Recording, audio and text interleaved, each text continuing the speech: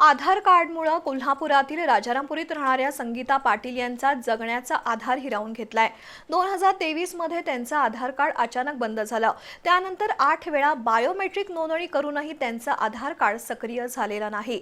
परिणामी संगीता पाटील यांचं रेशन धान्य बंद झालंय। शिवाय स्वतःच्या बँक खात्यावर असलेले पैसे सुद्धा त्यांना काढता येत नाहीत। आधार कार्ड नेमकं कोणत्या कारणामुळे निष्कासित झालंय हे सुद्धा संगीता पाटील यांना कळालेलं नाही। त्यामुळे या महिलेची परवड सुरू आहे। नागरिकत्व आणि सरकारी योजनांचा लाभ घेण्यासाठी आधार कार्ड अत्यंत महत्त्वाचा दस्तऐवज आहे। रेशन दुकान असो किंवा बँक किंवा मोबाईल सेवा असो अथवा विविध शासकीय योजना, प्रत्येक कामासाठी आधार कार्ड फोन नंबरशी लिंक करावं लागतं।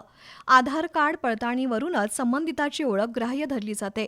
राजारामपुरीतील टाकाळा परिसरात राहणाऱ्या 59 वर्षीय संगीता सदाशिव पाटील या मात्र आधार कार्डच्या समस्येमुळे बेजार झाल्या आहेत। त्यांचं आधार कार्ड अचानक डिएक्टिव्ह म्हणजे निष्कासित झालंय।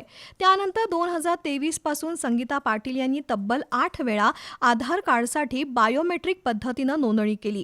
जिल्हाधिकारी कार्यालयापासून ते अगदी वरिष्ठ सरकारी अधिकाऱ्यांची भेट घेतली, पण त्यांना नवं आधार कार्ड काही मिळालेलं नाही किंवा जुनं आधार कार्ड पुन्हा कार्यान्वित करून मिळालेलं नाही। आधार कार्ड लिंक नसल्यानं या गरीब महिलेचं रेशन धान्य मिळणं बंद झालंय। शिवाय पॅन कार्ड, आधार कार्ड लिंक नसल्यामुळं म्हणजेच केवायसी नसल्यामुळं संगीता पाटील यांचं बँकेतील खातं सुद्धा डिएक्टिव्ह झालंय।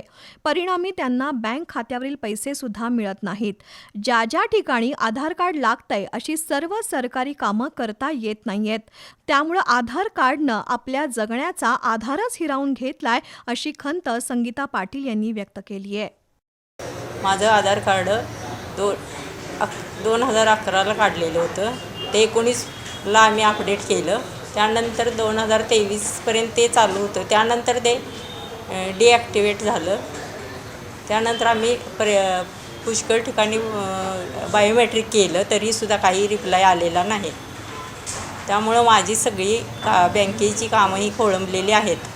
2019 मध्ये या महिलेचं आधार कार्ड अपडेट झालं होतं, पण त्यानंतर आता हे आधार कार्ड नेमकं कोणत्या कारणामुळे डिएक्टिव्ह झालंय याबाबत शासकीय अधिकारीही अनभिज्ञ आहेत।